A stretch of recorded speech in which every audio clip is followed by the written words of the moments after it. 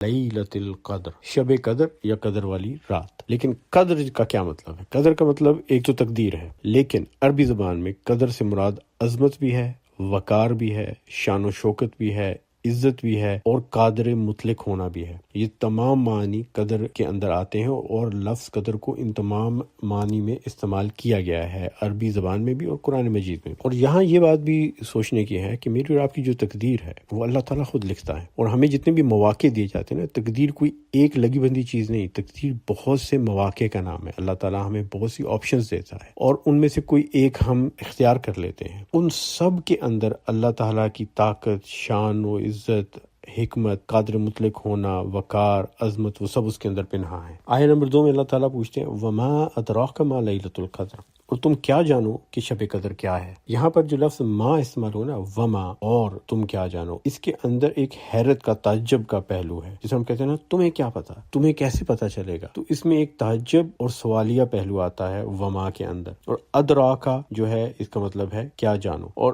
قرآن مجید میں 2 الفاظ اس طرح کے استعمال ہوئے، ایک ہے یدری کا، ما یدری کا، اور دوسرا ادراکا، وما ادراکا۔ اور جہاں بھی مفسرین قرآن کہتے ہیں کہ یدریکا کا لفظ استعمال ہونا، ما یدریکا، یہ ایک صیغہ ہے مستقبل کا۔ تو اس میں جب اللہ تعالیٰ کوئی بات پوچھتے ہیں تو اس کا جواب کبھی نہیں دیتے، اس کا مطلب ہے کہ یہ ایک ایسا راز ہے جو تمہیں کبھی معلوم نہیں ہوگا۔ لیکن جہاں اللہ تعالیٰ وما ادراکا کہتے ہیں، جس میں ماضی کا صیغہ استعمال ہوتا ہے، تو اس میں اللہ تعالیٰ بتا دیتے ہیں کہ اصل راز کیا ہے۔ مثلا سورۃ طارق ہم نے بڑی تفصیل سے کی، اس میں اللہ تعالیٰ فرماتے ہیں وما ادراک ما الطارق، اور تم کیا جانو کہ وہ کھٹکھٹانے والا کون ہے۔ النجم الثاقب، اگلی آیت میں اللہ کہتا ہے کہ یہ تو ایک بہت تیز روشنی والا، چیرتی ہوئی تاریکیوں کو چیرتی ہوئی آنے والی روشنی والا ستارہ ہے، اور ہمیں پتہ ہے کہ یہ پلسار ہے، جس کو اب جا کے دریافت کیا 1960s میں انسانوں نے۔ اس کی آواز جو آتی ہے سینسر پر، وہ بالکل کھٹکھٹانے والی آواز آتی ہے۔ تو یہاں بھی چونکہ اللہ تعالیٰ نے لفظ وما ادراکا استعمال کیا، تو اس کے بعد اللہ تعالیٰ پھر بتاتے ہیں کہ کیا ہے یہ لیلۃ القدر۔ لیکن ایک اہم بات دیکھیے گا کہ